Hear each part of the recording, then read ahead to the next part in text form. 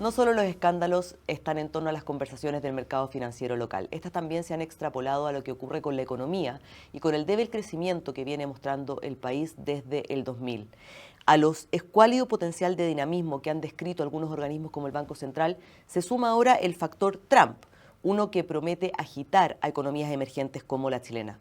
Para conversar de eso y otros aspectos estamos hoy con Juan Ángel San Martín, economista senior de BCI y miembro del Comité de Expertos del PIB Tendencial. Muchas gracias por estar con nosotros, Juan Ángel. Muchas gracias a ti, María José. Partamos un poco con lo que ha pasado en las últimas semanas y este crecimiento que mostró septiembre de un 0%. A comienzos de año había muchos que se entusiasmaron con un crecimiento que podía ser un poco menor a un 3%, el mismo gobierno hablaba de un 2,6%, y resulta que ahora nos estamos encontrando con proyecciones que apuntan a un 2,2%, que eran proyecciones que ustedes también mantenían. ¿Qué ha pasado con la economía chilena que le ha costado tanto repuntar? Mira, bueno, el gobierno ha sido particularmente optimista con las cifras de proyección de crecimiento, pero lo que ha pasado este año son dos componentes que han explicado un crecimiento más lento o de lo que uno podría haber estado pensando. Primero, el consumo privado. El consumo privado ha ido avanzando a un ritmo menor quizás de lo que uno estaba viendo hace inicios de año, pese a las bajas tasas de interés, y esto se debe a lo que es la confianza del consumidor, la confianza de los hogares. La confianza del consumidor está cerca de un 30% por debajo del promedio de los últimos años, excluyendo estos últimos 5 años. Así que es un componente importante que modera el consumo privado. Y el otro componente es los salarios. El ingreso no se ha situado en los niveles que se situaba previo a los shocks que hemos venido conociendo, pandemia y el shock local a fines del 2019. Y eso está muy aparejado también con un mercado laboral que tenía un desempeño bastante mediocre luego de la pandemia. Tenemos una tasa de desempleo que ya estructuralmente se va a quedar en torno a un 8,5% versus el 7% que conocíamos previo al 2019. Por tanto, tenemos varios componentes que contribuyen a que el consumo privado haya avanzado a un menor ritmo durante este 2024. Y por otra parte está la inversión. Eso me motiva a preguntar, ¿qué pasa ahí con la inversión? La inversión, mira, el año pasado cayó un 1,1% y nosotros anticipamos que este año vuelva a caer en torno a 1% o algo más. ¿Y qué está detrás de el dinamismo de la inversión? Está principalmente una conformación de expectativas durante el último año bien negativa, diría yo. Y esto ha sido explicado por la alta incertidumbre política, legislativa y económica que hemos venido observando los últimos años. Esos son los principales componentes que han llevado a que la inversión haya ido perdiendo tracción. Tenemos temas estructurales que, si bien tienen impactos de largo plazo, también afectan la dinámica de corto plazo, que es la pérdida de la profundidad del mercado de capitales con los retiros parciales de los fondos de pensiones, que conlleva a tasas estructuralmente más elevadas. Por otra parte, también tenemos un desarrollo financiero en el plano local que también se ha estancado en los últimos 10 años. Así que son dos componentes que han llevado a que la economía chilena este año hayan avanzado a un menor ritmo de lo que quizá uno está viendo a principio de año. Bajo ese análisis, ¿qué proyecciones tienen para el 2025? Para el 2025 nosotros estamos anticipando un crecimiento de un 2,1%. Un 2,1% que va a ser explicado ya por un repunte algo mayor en el consumo privado. La inversión el próximo año va a crecer en torno a un 4,75%, pero va a ser explicado principalmente por una baja base de comparación. Así que ojo con ese dato porque eventualmente va a haber un crecimiento de la inversión importante durante el 2025, pero que uno se lo atribuye principalmente a una baja base de comparación. Ahora, para entender este 2,1%, lo que hay que tener claro es que la economía durante el 2025 se va a ir acelerando trimestre a trimestre acorde a su crecimiento de largo plazo, que está en torno al 2%. Por tanto, acá es difícil esperar un repunte o empezar a hablar de un repunte económico, porque lo cierto es que la economía chilena está transitando en torno a su nivel potencial, en torno a su nivel tendencial de largo plazo. Por tanto, eso es lo que vamos a seguir observando durante el 2025. Un nivel tendencial y potencial bastante bajo también. Bajo. Y ahí quiero llevarte al tema de justamente el modelo de exportación. Se dice que el modelo de exportación básica en Chile agotó su potencial de crecimiento y lo refleja un poco el mismo PIB tendencial. Se dice que hay que apostar a nuevas formas como el hidrógeno verde, las energías limpias. ¿Cuál es tu diagnóstico? Mira, primero lo que es la apertura comercial, lo que es el modelo de exportaciones, como llaman algunos, empíricamente ha contribuido al crecimiento per cápita de las economías en general y lo va a seguir haciendo en el plano local. Pero es cierto lo que tú señalas, es importante diversificar la fuente de crecimiento que se tiene en el plano local. Y en ese sentido, el hidrógeno verde, en mi opinión, es una oportunidad importante, sobre todo considerando los innumerables o los innegables recursos naturales que tiene la economía en lo que son recursos renovables, recursos energéticos. Por tanto, eso se transforma en una oportunidad. Hay proyecciones, de hecho, estimaciones gruesas, que de aquí a los próximos 20 años, si nosotros aprovechamos el hidrógeno verde, esta industria, este sector podría significar un 20% del PIB y podría crear durante los próximos 20 años cerca de 100.000 puestos de trabajo. Por tanto, ciertamente contribuye a haber mayor inversión, contribuye a levantar algo el crecimiento a largo plazo, pero ojo con esto nuevamente, hay que ver la foto completa. En Chile hay temas estructurales, que lo señalé anteriormente, sí, pero a esto también se suma lo que es la permisología. Durante los últimos 10 años, los permisos de aprobación de proyectos ambientales se han duplicado. Por tanto, es más costoso, en verdad, para el sector empresarial inclinarse por algún proyecto en el plano local, porque ya cuesta el tema de la permisología. Así que eso también es una traba. Así que, ok, tenemos recursos innegables, pero hay que acelerar ese tranco. Hay que acelerar ese tranco. Y también tenemos un tema con la estructura tributaria de Chile. La estructura tributaria de juicio personal no es competitiva y no es atractiva para el sector externo para motivar inversión extranjera. ¿Qué se debiera hacer ahí en esa línea para que fuera atractivo justamente? En esa línea, lo cierto es que uno debiese... Mira, los países de la OCDE hace 25 años atrás tenían una tasa de primera categoría de un 33-35% durante los últimos... hace 25 años atrás. Ahora han venido descendiendo esta tasa de primera categoría a un 23-21%.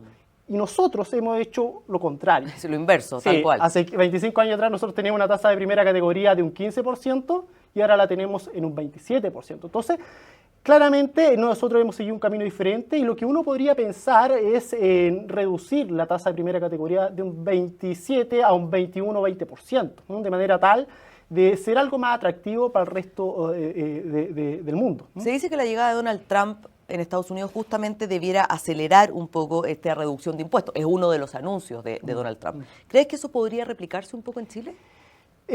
No sé si Chile quiera adherir a esa línea en lo pronto, dado la divergencia del sector político, diferentes miradas que tiene el sector político sobre el tema económicos. Yo creo que por ahora en el plano local que el sistema político adhiera a políticas de Donald Trump que tiene particularidad y hay que tener cuidado cuando uno habla de recortes de impuestos cuando uno no quiere revisar el gasto. Al final del día el presupuesto de Hacienda es igual que el presupuesto de un hogar. Tiene ingreso y tiene gasto. Por tanto, si yo recorto los impuestos voy a tener menor recaudación y que empíricamente es pocas veces visto que ese recorte de impuestos o el mayor crecimiento por recorte de impuestos compense la pérdida en recaudación. Sí. Por tanto, es necesario también revisar los gastos. Así que, más allá de adherir o no a esa política, yo creo que hay que tener cuidado que el presupuesto calce, que el déficit fiscal... Un presupuesto que ya se va a reducir en más de $600 millones para el 2025, claro, después del crecimiento nulo de septiembre. Exacto. ¿Cuál es, a tu juicio, el principal impacto que tendrían las medidas de Donald Trump en un país como Chile? Mira, yo identifico 4 impactos en la economía chilena. Primero, hay que diferenciar acá si es que Donald Trump va a implementar completamente su programa o lo va a hacer parcialmente. Pero lo cierto es que una implementación importante de su programa de gobierno va a llevar a que el déficit fiscal en Estados Unidos se exacerbe, aumente de manera importante. Y eso se traduce en tasas largas en la economía norteamericana más altas. Y eso tiene consecuencias en las tasas largas locales. Por tanto, en un escenario de riesgo, en un escenario adverso, lo cierto es que nosotros podríamos ver en el largo plazo en la economía chilena tasas más elevadas. Ese es el primer factor o el primer riesgo que podríamos tener como economía. El otro riesgo es tipo de cambio. Las medidas que está adoptando Donald Trump relacionadas a los aranceles, incremento a los aranceles, conlleva un dólar global más fuerte. Y eso genera que el resto de las monedas se deprecie. Así que el segundo impacto es ver un tipo de cambio presionado más al alza. Los otros impactos hacen relación con la ralentización del comercio internacional, del crecimiento mundial debido a este proteccionismo, que también no es descartable que otros países también adhieran a ese tipo de políticas. Y el cuarto componente es que efectivamente al final del día, con una economía mundial creciendo menos, con un comercio internacional más lento, eso se va a traducir en menores precios en materias primas, un menor precio del cobre. Y en ese análisis tengo dos preguntas antes del cierre. ¿Qué tan blindados estamos con los tratados de libre comercio?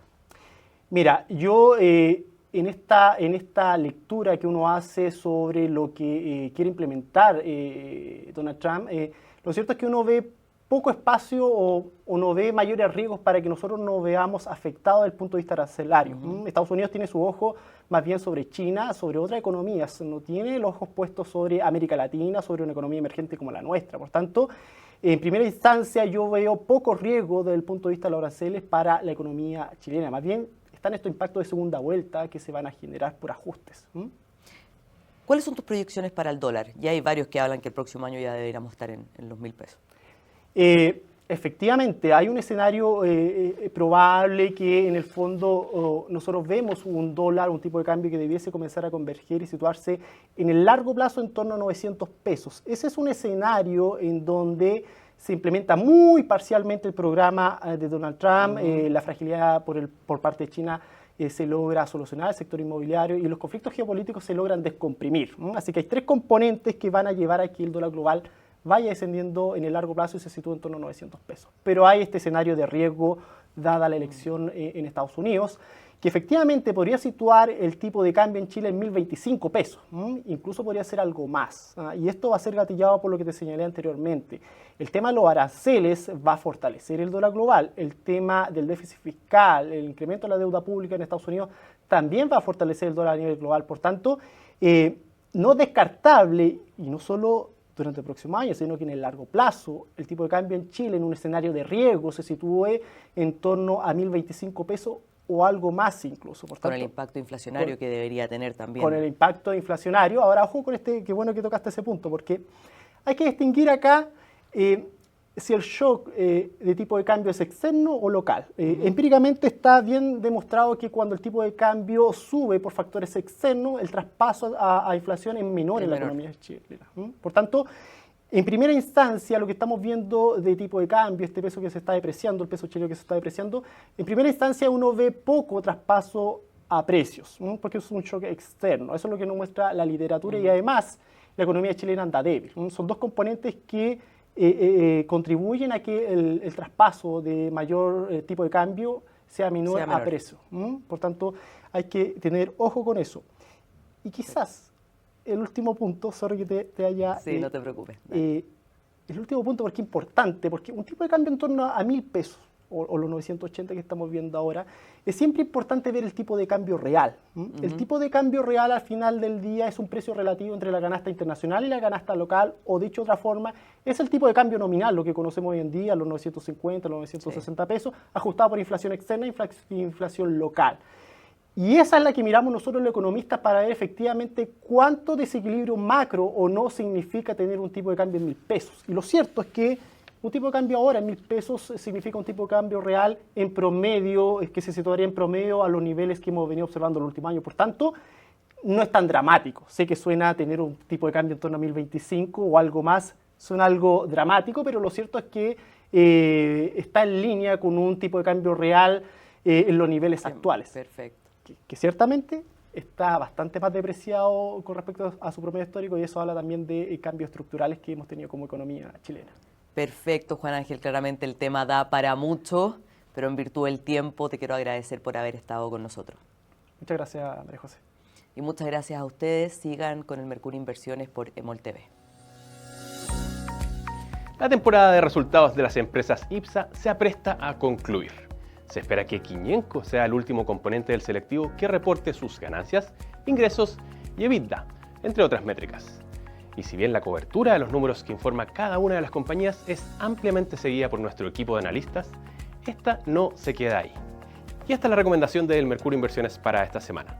Además de reportar las cifras trimestrales de las empresas en bolsa, nuestro equipo profundiza en diferentes ratios de relevancia para analizar lo que hay detrás de los resultados. La deuda financiera neta frente al EBITDA de las firmas, el ROE o cuáles son las que más deuda en dólares tienen, son solo algunos ejemplos de ello. Un informe publicado recientemente en este sentido muestra un índice de eficiencia de las compañías. Analiza, en otras palabras, el margen EBITDA de las firmas IPSA, ratio que mide el porcentaje de ingresos que se convierten en EBITDA. Y acá, los retailers no esenciales están destacando. En el tercer trimestre, por ejemplo, el margen EBITDA de Ripley saltó casi 10 puntos porcentuales al 6,8%, mientras que Falabella pasó desde el 6,7% del tercer trimestre de 2023 al 11,6% en el último periodo. Suscríbase al Mercurio Inversiones y acceda a inteligencia financiera clave para sus decisiones de inversión. Y con esta recomendación nos despedimos. Le invitamos a conectarse la próxima semana, siempre aquí, por Emol TV.